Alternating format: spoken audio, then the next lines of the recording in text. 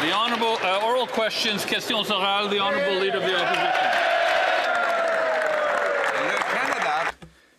Canada needs a pipeline to the Pacific so that we can sell more of our product outside of the United States to other countries, make our economy more independent, strengthen the Canadian dollar, and the purchasing power of all Canadians. The Prime Minister has always been against, but now, last week, he did an about-face in Alberta. But when he came back here, there was a rebellion in his caucus, so I took the words from his agreement. Is he going to vote for those words, or can't we believe his words? The Right Honourable Prime Minister.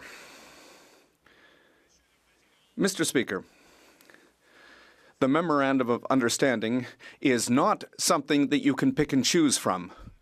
The opposition leader chose a few words, but not all the words. He forgot the industrial carbon price, the strengthening of that price. He forgot the methane regulations.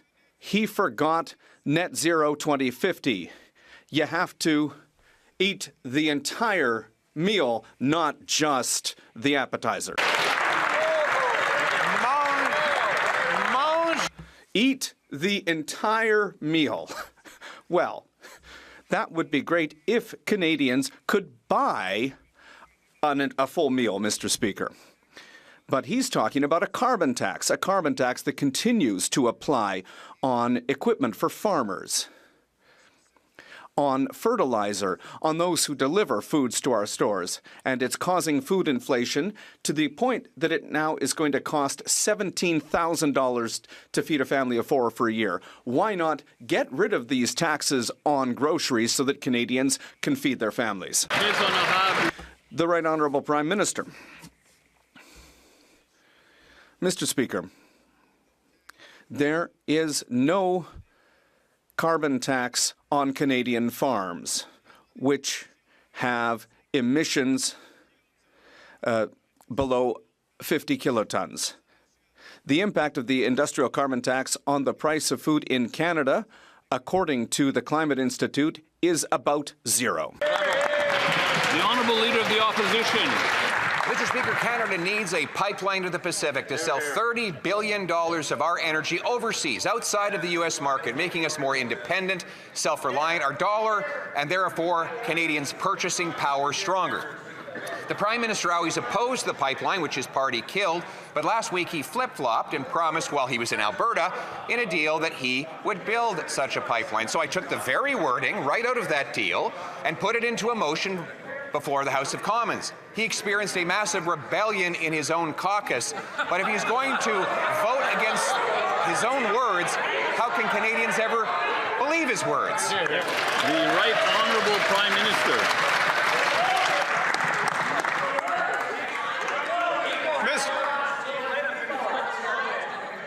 Mr.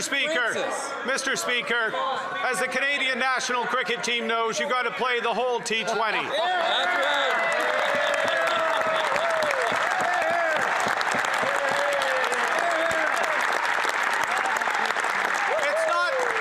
It's not just a couple of overs. It's not just the pipeline.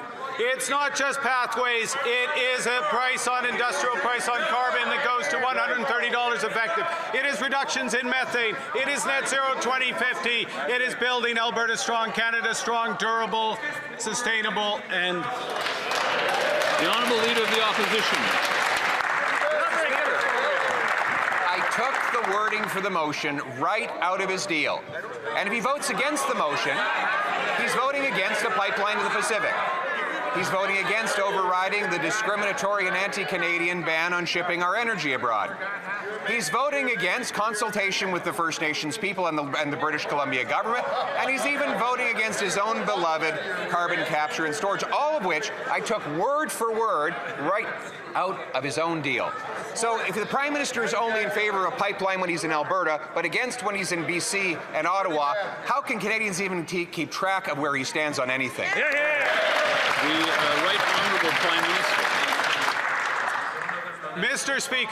Speaker, I would like to welcome the fact that to my hearing, for the first time ever in this House, the Leader of the Opposition has acknowledged the constitutional right of Indigenous people to full, free and fair consultation. For the first time, he's ever acknowledged the role of the provinces in the pipeline.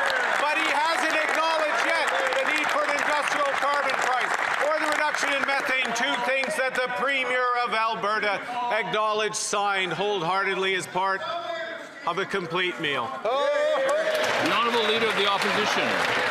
Mr. Speaker, not only do we acknowledge the obligation to consult with our First Peoples, we put that right in the motion. It's there. It's right there. It's right there, Mark. It is. We put it right there so that he could vote for the words that he put in the agreement. But let's be honest, he never planned to honor the agreement. He whispered quietly to the Keep It in the Ground Liberal caucus, don't worry, there will never be a pipeline. We'll delay it until after the election, and then, God forbid, if we win, he says he would kill it altogether.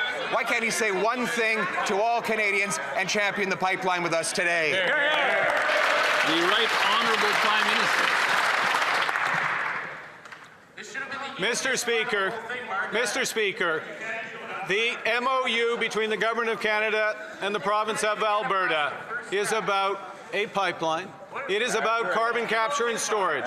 It is about interties with the clean electricity grid of British Columbia. It's about artificial intelligence data centers.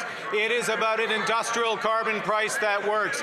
It is about methane regulations that get methane down 75% so that we can have the lowest emission, low risk, lowest cost oil in the world and build this country. The Leader of the Opposition. We put the interties proposal right in the motion, right out of his deal. We put the carbon capture right in the motion, right out of his deal. We put the pipeline and the overriding of the oil shipping ban right in the motion. It came right out of the deal that he signed.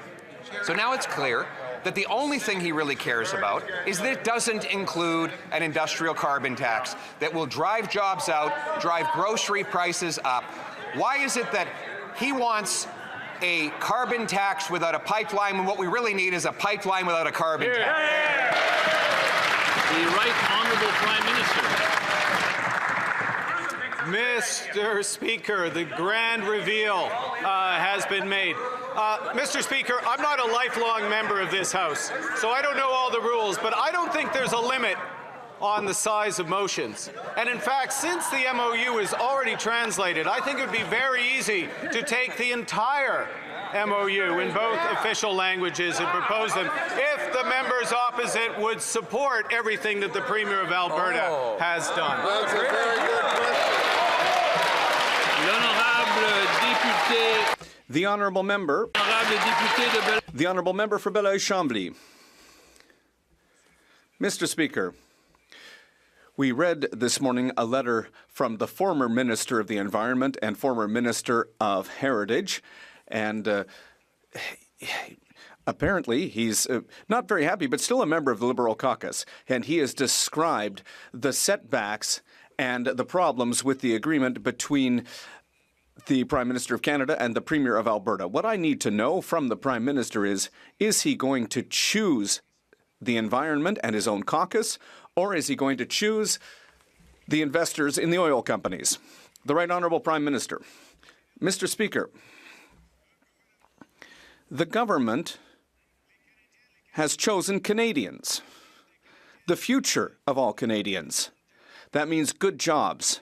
That means a sustainable, prosperous economy with major investments in every form of energy and with a future for Quebec that is clean and prosperous. The Honourable Member for Belleuil-Chambly. The Prime Minister's words are more cute than they are specific. Moving on to the religious exemption, does the Prime Minister agree with his Justice Minister? Or is he not in agreement with his Minister of Justice? Does he agree with the Justice Minister who seems to agree with the Bloc? So What I'd like to know is what is his position, and I think people have a right to understand his personal position. Does the Prime Minister, is he ready to respect religious minorities, or is he going to respect all Quebecers? The Right Honourable Prime Minister. Mr. Speaker, Bill C-9, which the member across the way is talking about, it's a bill that is there to protect religions. It's to protect temples, synagogues, churches, mosques. And I know that members of the Justice Committee are currently discussing changes, possible amendments to that law. The Honourable Member for Belleuil-Chambly.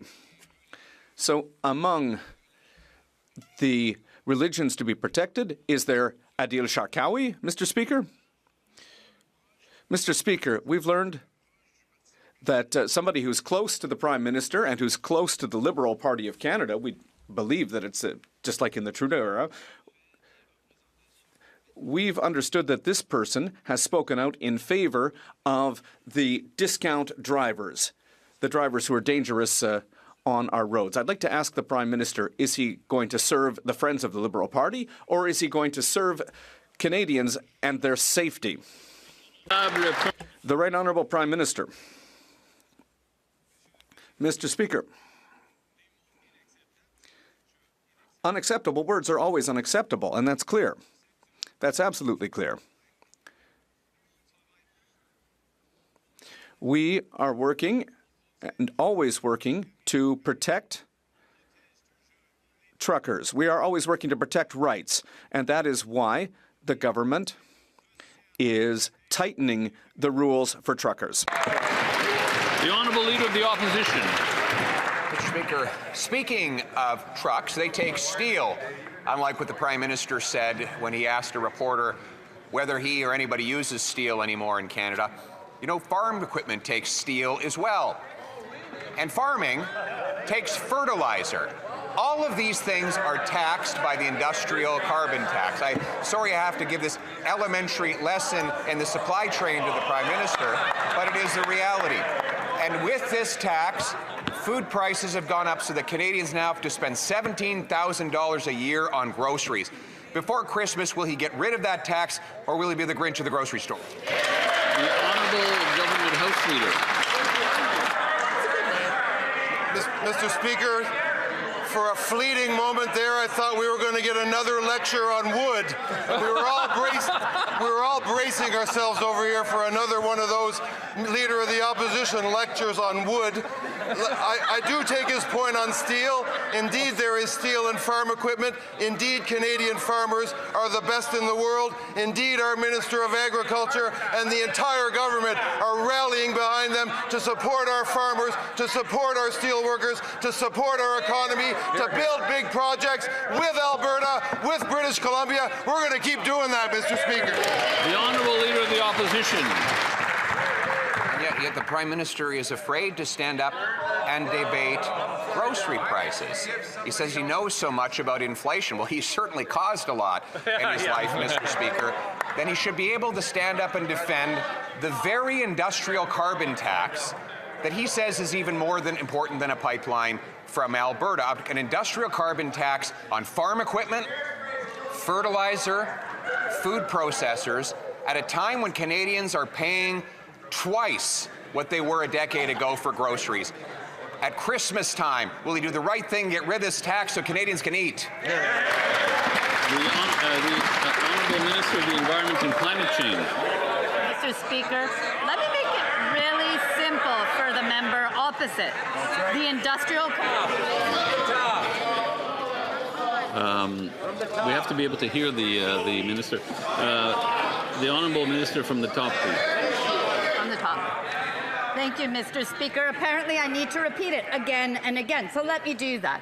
To make it simple for the member opposite, the industrial carbon price does not increase the cost of food. It does not apply to farms. But more than that, if we're going to look at that food price report that he is referring referring to. Perhaps he wants to refer to the other parts of it, which is climate change and weather events have become a growing concern for agricultural producers, and increasingly severe and unpredictable weather events are disrupting agricultural production, creating supply challenges that continue to influence food prices across Canada. They should get on board to fight climate change.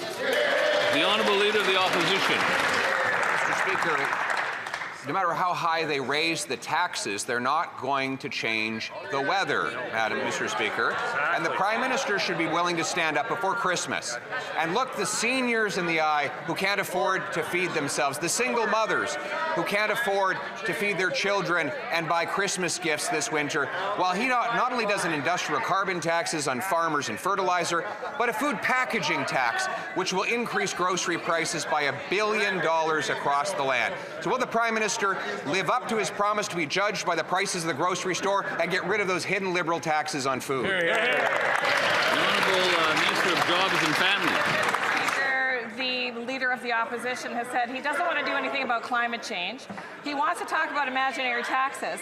But when we want to do things for Canadians that are really struggling, as he points out, like, by the way, index in Canada child benefit to inflation, ensure that we have a strong school nutrition program, sign agreements on childcare that are saving families in Ontario $10,400 a year on average, Mr. Speaker, they vote against those supports. So which is it? They don't want to fight climate change. They don't want to stand up for Canadians. What are they doing here?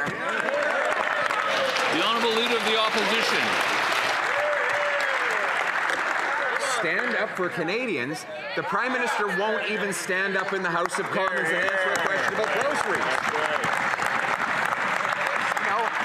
She calls, a moment ago, he was bragging about his industrial carbon tax, and now his minister says it's imaginary. So apparently the Prime Minister is imagining things again, Mr. Speaker. How can Canadians keep straight his story on grocery prices when one day he promises to be judged by the price of food, the next day he says we need more of a tax on food, and his own minister says it's all in his head? The Honourable Minister of Jobs and Family. Actually, Mr. Speaker, what I said was it's all in that member's head, that there are no taxes on food, there are no taxes on farms. But rather than look for solutions, Mr. Speaker, they just throw roadblocks in the way of every single Canadian who knows that they need supports in difficult times. And by the way, Mr. Speaker, what Canadians are counting on is a government that will stand with them, that will make sure that when they don't have access to dental care, they can get their teeth fixed, that as a senior ages, their income will be geared to inflation, Mr. Speaker, that the Canada Child Benefit will keep up with the cost of living. And you know what, Mr. Speaker? Time and time again. The Honourable Leader of the Opposition. Mr. Speaker, as Canadians walk down grocery aisles week after week looking at prices rising to the point where they can no longer afford even to buy beef or put meat and potatoes on their dinner table, they see the Prime Minister who promised that he would be judged by the price at the grocery store, unwilling to even stand up and defend his appalling record of increasing grocery bills by $1,000 for the year to come. It's not just his industrial carbon tax. He's doubled the deficit Trudeau left behind, which will once again stoke inflation. Why is he forcing Canadians to feed his morbidly obese deficit rather than feeding their families? The Honourable Secretary of State for Financial Institutions. Mr. Speaker, while that Conservative leader continues to spin the same old rhetoric, we've been focused on cutting taxes for 22 million Canadians. We cut the tax for first-time home buyers. We continue to lean in on affordability, school food programs, automatic federal benefits, the list goes on and on. Mr. Speaker, we are laser focused on this side on affordability. That Conservative leader and his party continues to spin the same old tired rhetoric time and time again. Thank you, Mr. Speaker.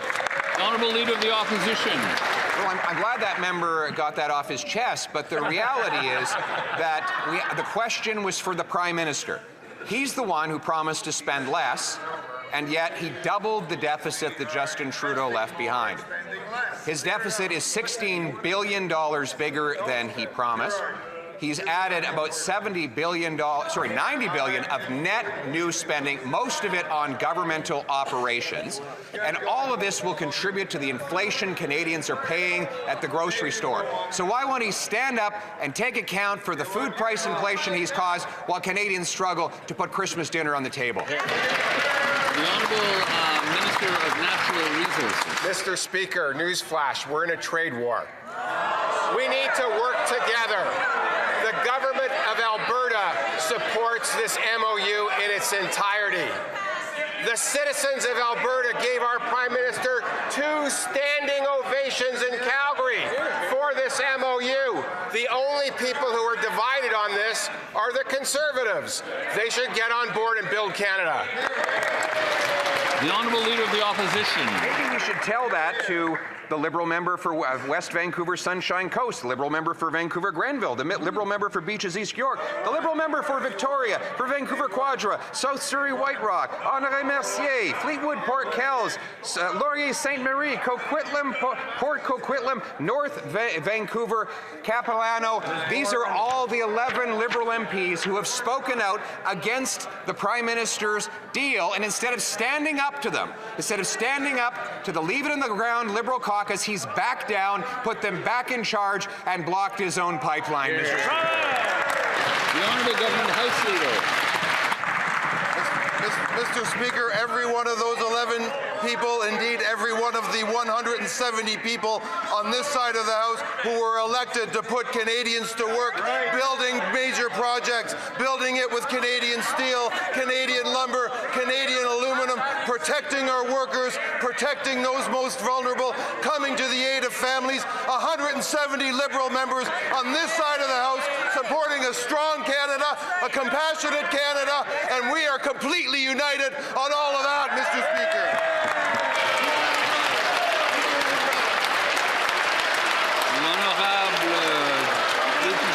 The Honourable Member for Pierre Boucher, Les Patriotes Verchères. Mr. Speaker, we wondered why the Liberals... The Honourable Member can start from the top. We don't hear very well. So he can go ahead. Mr. Speaker, we were wondering why the Liberals are protecting low-cost drivers by shifting their responsibilities to the provinces. Well, imagine this. One of the Prime Minister's closest organizers, Tej Dulat, works for the companies that hire these drivers. At the Prime Minister's swearing-in ceremony, this generous Liberal donor was even seated right next to him. No risk of confusing him with a lobbyist because he's not even listed in the lobbying registry. He's using his privileged relationship with the Prime Minister to defend discount drivers, even if it means putting lives at risk. Is that why the Liberals aren't doing anything on this file?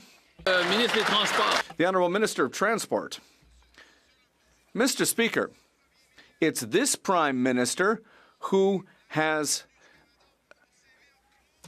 called on the CRA to crack down on these discount drivers. It's this Prime Minister who's ordered more inspections to make sure that the Canadian Labour Code is being respected. It's this Prime Minister who's making sure that trucking companies, legitimate trucking companies, can operate in Canada. And that's been recognized in a meeting that I had this morning with who? The Quebec Association of Truckers, who've congratulated the government for everything that has been done by this government. The Honourable Member for Pierre Boucher, Les Patriotes Verchères. Thank you, Mr. Speaker. The Quebec Truckers Association also says that there's a lot of things the government can still do to fix this file. When it comes to discount drivers, the Liberals once again appear to be protecting the interests of their friends.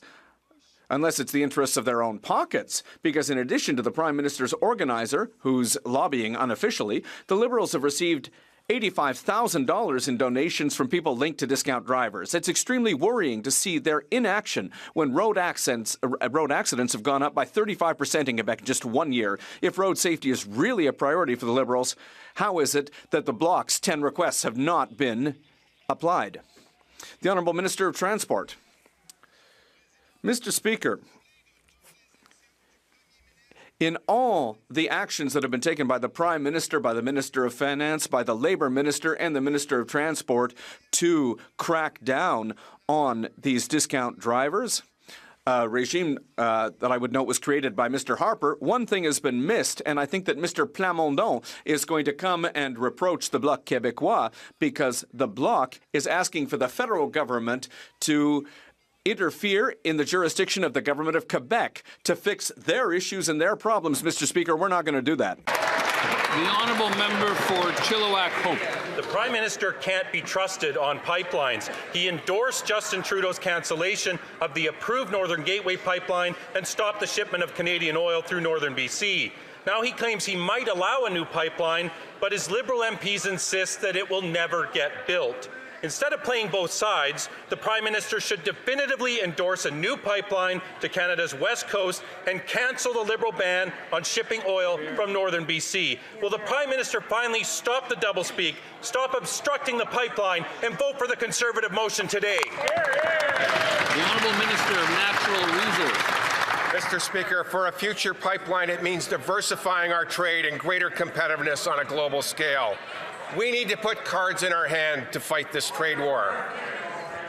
But there are things we need to do to get there. Things like in the Memorandum of Understanding that we can get united behind, like the carbon price. The Conservative motion conveniently ignores strengthening industrial carbon pricing. The leader opposes something that the Premier of Alberta agrees with. We support the entire MOU. We hope they will. The honourable member for Chilliwack Hope. Mr. Speaker, we'll take no lessons from a minister who conducts Indigenous consultations over Zoom. And we absolutely will oppose a carbon tax in all of its forms, Mr. Speaker.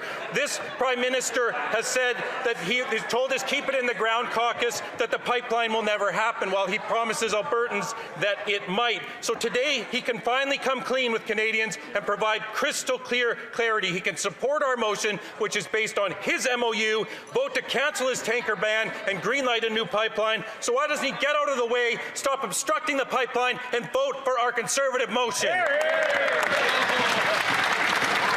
The Honourable Parliamentary Secretary. Mr. Speaker, what you're hearing from member opposite is exactly the problem with this MOU. It discounts several things. One, that in a federation, we work together. We work with provinces, we work with Indigenous communities to make things happen. Getting out of the way is only a strategy if you want to get nothing done.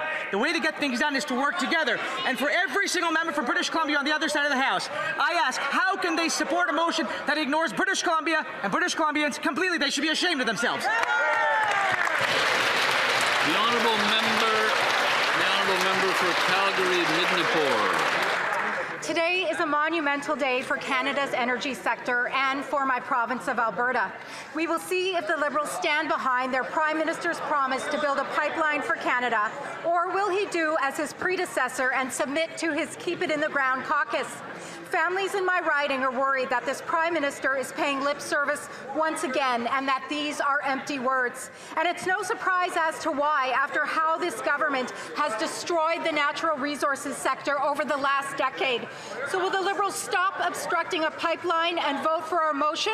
Or will Alberta have its hopes dashed again? The Honourable Secretary of State for Labour. Speaker, I think that honourable member should tell her constituents this, that this government was elected to do big things, that we are focused on making the largest infrastructure investment in Canadian history, Mr. Speaker. We're going to be building bridges, community centres, hospitals, transit, thousands of good-paying jobs, Mr. Speaker, with Canadian steel, Canadian lumber, Canadian aluminum, with Canadian skilled trades workers. But the Conservatives voted against every single part of this, Mr. Speaker. Voted against building houses, voted against major projects, voted against opportunities for youth. When will the Conservatives get on board, Mr. Speaker? The honourable member for Calgary-Midnapore. Well, this Prime Minister continues to talk out of both sides of his mouth. He has mastered his predecessor's art of saying one thing in one province and another thing in another. Albertans want the truth. In a pathetic display of misrepresentation, his own Calgary MP couldn't even defend the leading sector and source of livelihood for Calgarians. So will this Prime Minister stand in this House and tell the nation, tell Alberta, tell Calgary, and tell the member for Calgary Confederation that his government will not blame anyone else, not put this on anyone else, and that he will ensure a pipeline is built? The Honourable Minister of International Trade. Mr. Speaker, the MOU is about building Canada strong. The people of Alberta, I was born in Calgary. I talk to Albertans every single day, and they know that our Prime Minister is bringing Canadians together to build big things, to build a stronger economy. Meanwhile, the Conservative leader has spent 20 years in this House, including as a minister, and has built nothing, continues to divide Canadians, continues to play political games. Mr. Speaker, now is not a time to play games. It's time for serious leadership to step up and build Canada strong. The honourable member for Edmonton Northwest.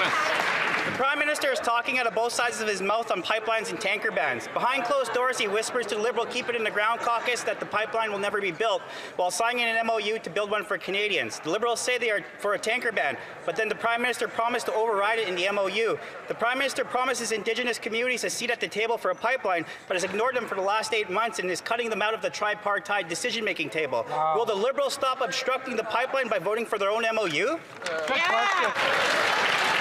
The Honourable Minister of Indigenous Services. Thank you. You know, I want to speak to what the Conservative Party claims this motion speaks to. While on one hand, they speak to half the sentence of respecting consultations for Indigenous people, they are also speaking on the other side of their mouth to the jurisprudence that would allow these projects to move forward. So I want to understand, what are they doing? Are they consulting or pushing projects forward? Because that's the concern of Indigenous people. That is what they're bringing to the table. That is what we're looking at when they come and work with us in partnership. And that is the future that they want to decide on with us. The honourable member for the honourable member for Acadianapolis. The Prime Minister said he would be judged by. The minister responsible for COA knows well that fisheries.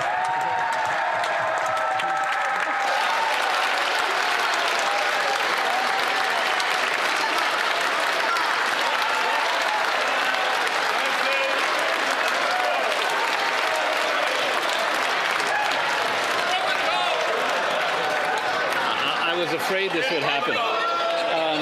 Not from the top, but you may continue. Mr. Speaker, the minister responsible for COA knows well that fisheries, forestry and agriculture remain at the heart of Nova Scotia's economy. When the Atlantic Economic Panel was announced 2 weeks ago, were representatives from these sectors included? And could the minister tell us how he plans to ensure that these important industries will have a way to contribute to the panel's work? Great question.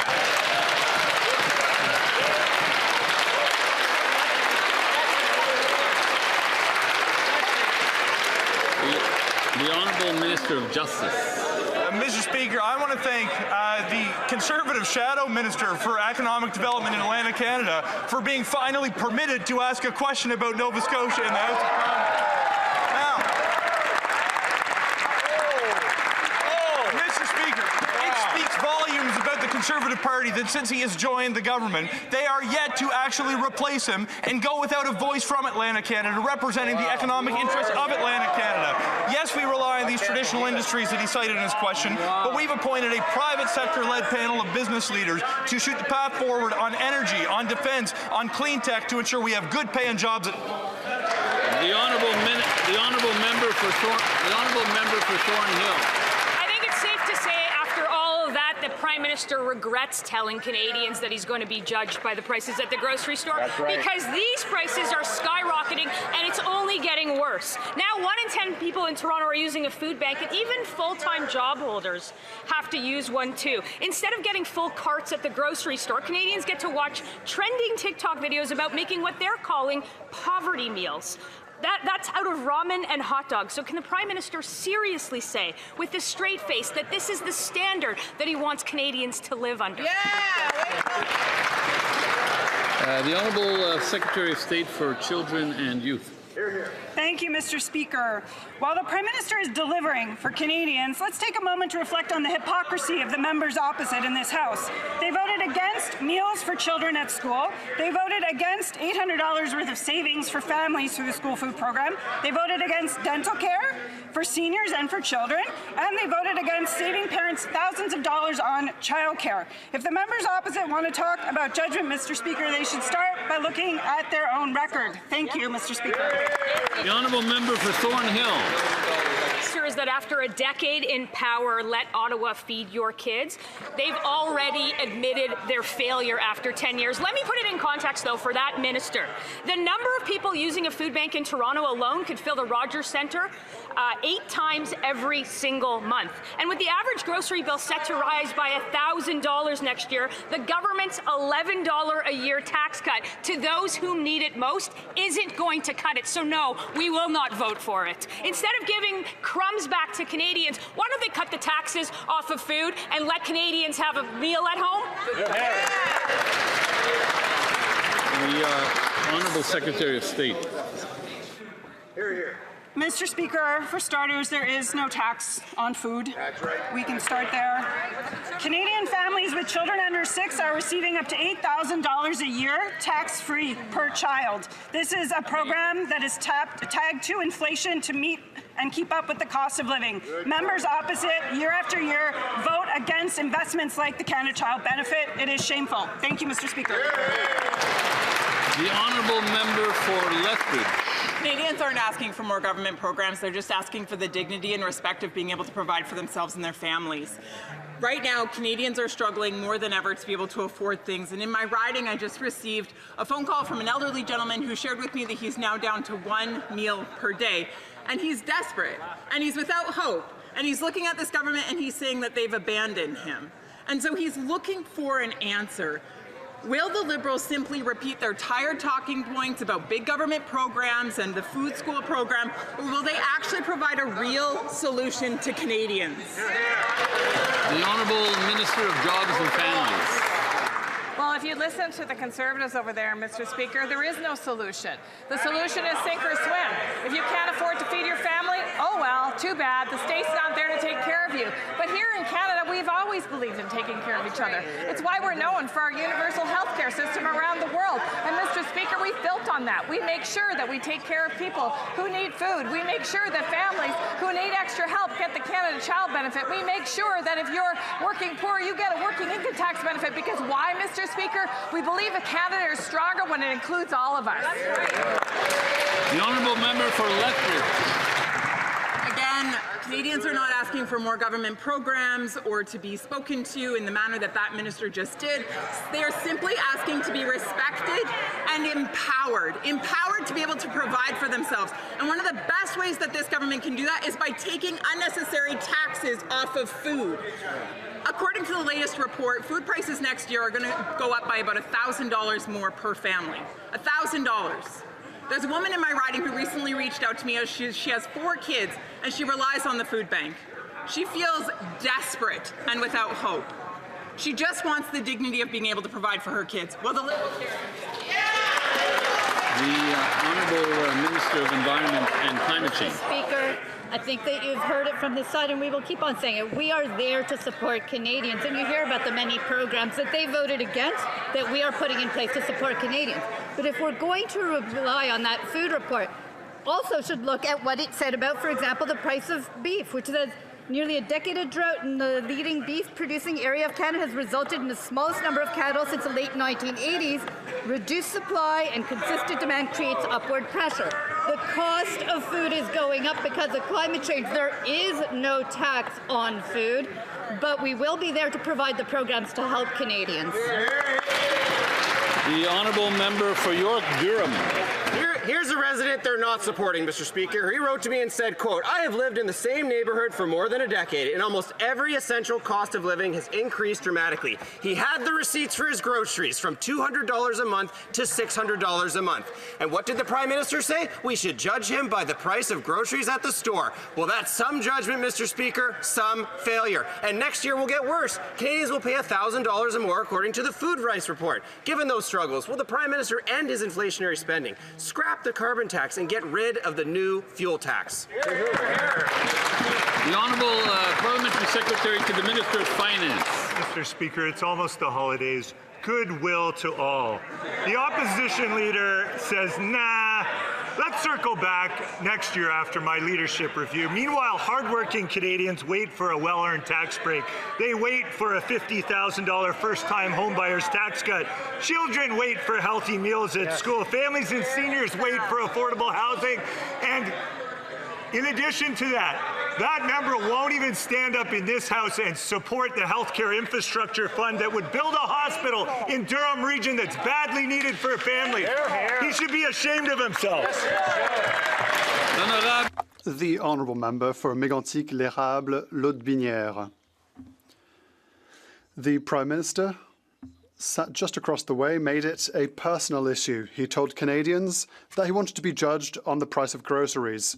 Irrespective of the excuses the Liberals keep repeating in the House today, it was the Prime Minister himself who decided what he wanted to be judged on.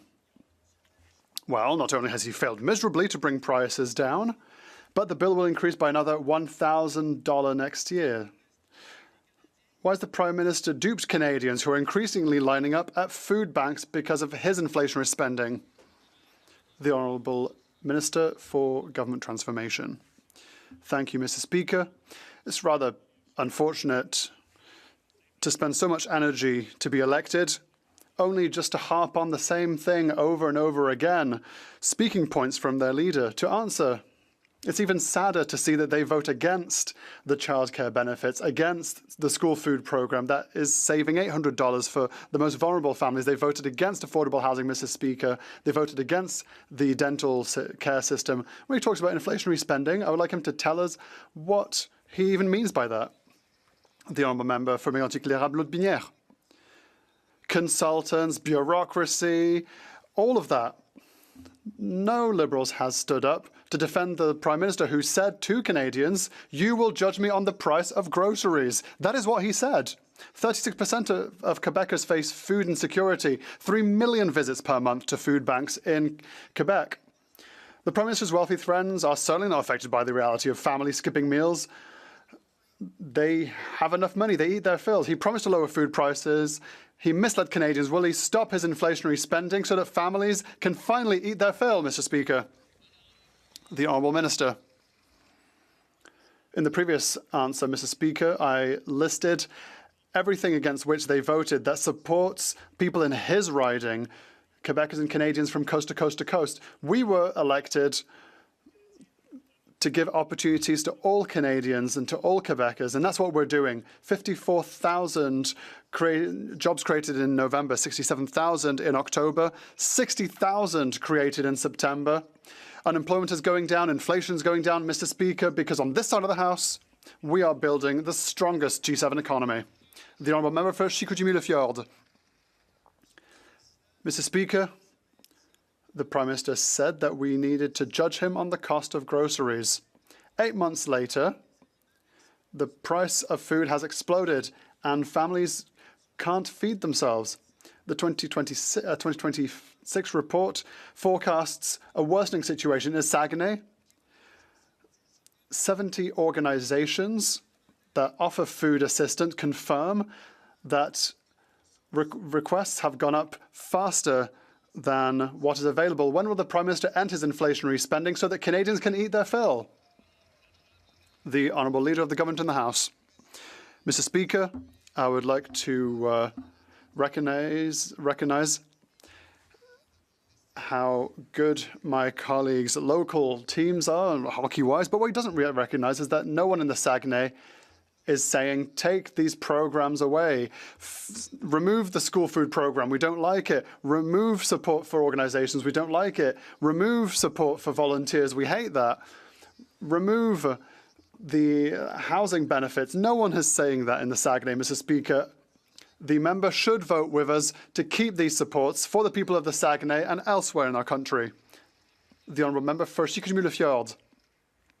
Mr. Speaker, the Liberals need to stop burying their heads in the sand, and they need to be aware of what is actually happening on the ground. The majority of requests now come from families where both parents work. We're no longer talking about single parents, and that's alarming. The Canadian Food Report predicts an additional $1,000 per year per family for food, one of the largest increases ever seen in our history. When will the government allow Canadians to finally feed themselves with dignity? The Honourable Leader of the Government in the House of Commons.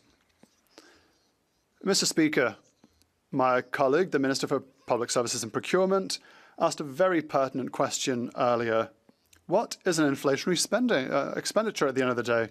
Month after month, day after day, week after week, in these halls, we're asking, is it supporting aluminium workers? Is it helping kids eat at school? Is it helping people with their dental care? Is that inflationary spending? Is it health transfers to province? What is an inflationary spending?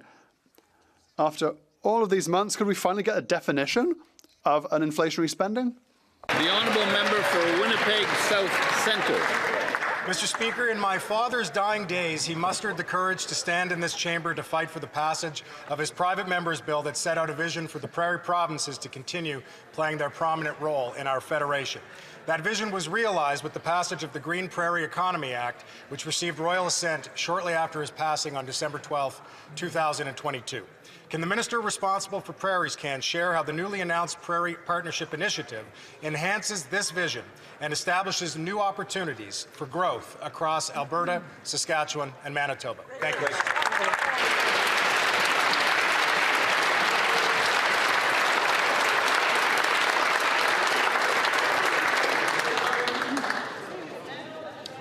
The Honourable Minister. I want to thank the member for Winnipeg South Centre for his question and for his continued support as we advance the legacy that his father set in motion for a stronger prairie economy.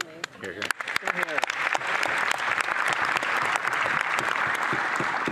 The Prairie Partnership Initiative is a new coordinated approach that gives significant prairie projects a clear pathway through the federal system so that they can move from ambition to action.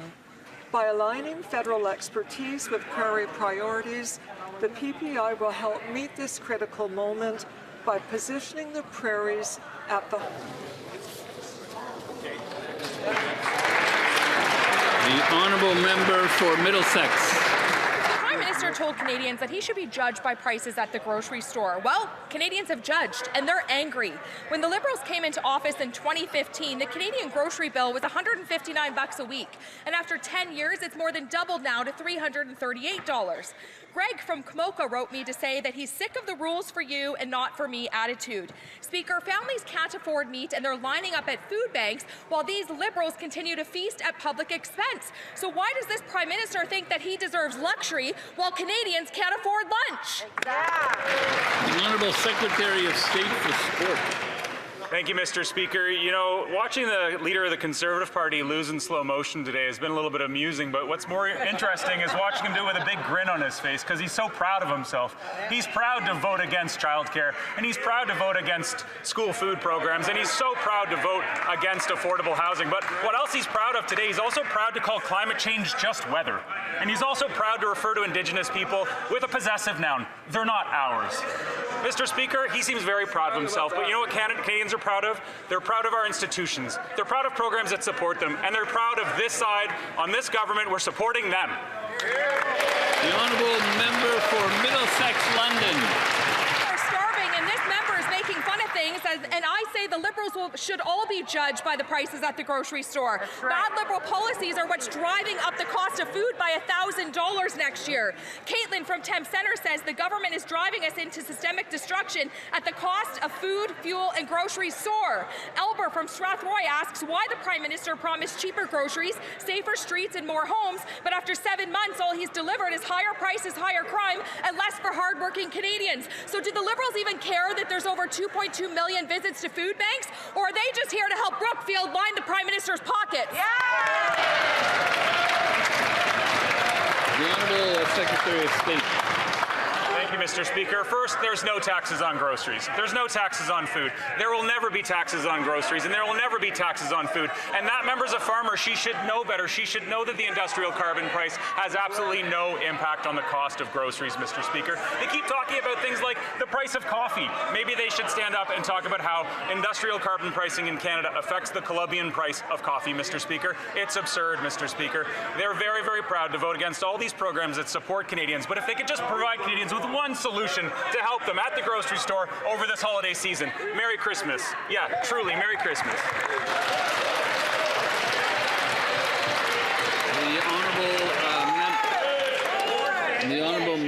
The honourable member for Saskatoon South. Well, thank you, Mr. Speaker. The Prime Minister told Canadians he should be judged by prices at the grocery store. Guess what, Mr. Speaker? I have a better idea. Come to my food bank. 23,000 visits a month at the Saskatoon Food Bank. And better yet, we have a resurgence of scurvy in northern Saskatchewan. The Canadian Food Price Report confirms additional $1,000 will be needed next year to feed a family of 4. So is the Prime Minister ready to remove the industrial carbon?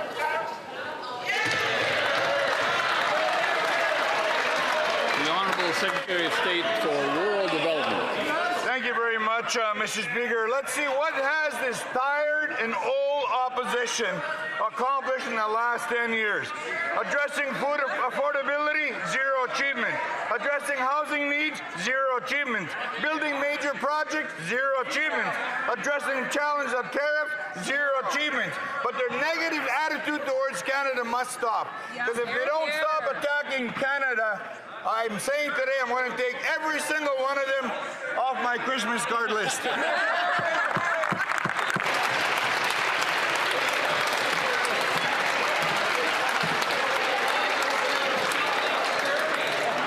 The honourable member for Surrey Newton.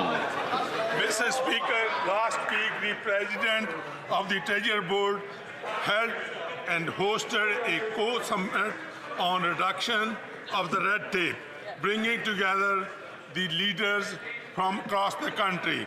Could the President update the House what came out of this summit and how this work will help cut red tape, speed up approvals, and strengthen Canada's economy?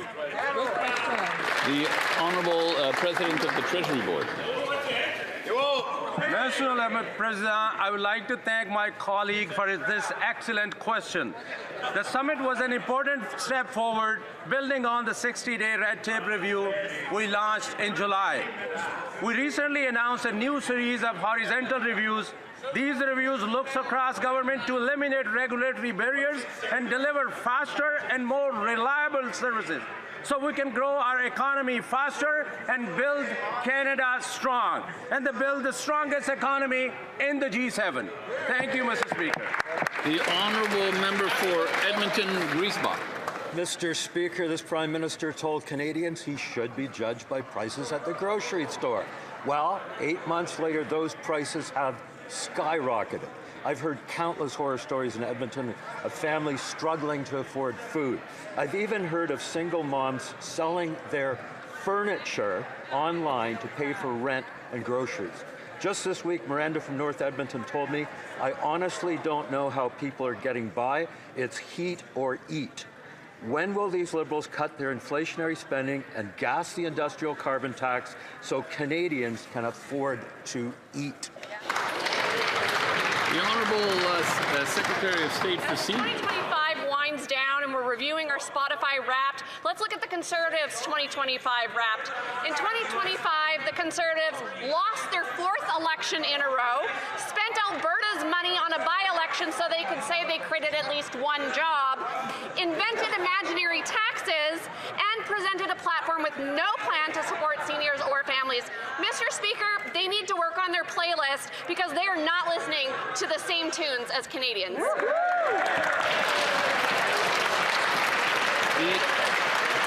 The honourable member for Vancouver Kingsway.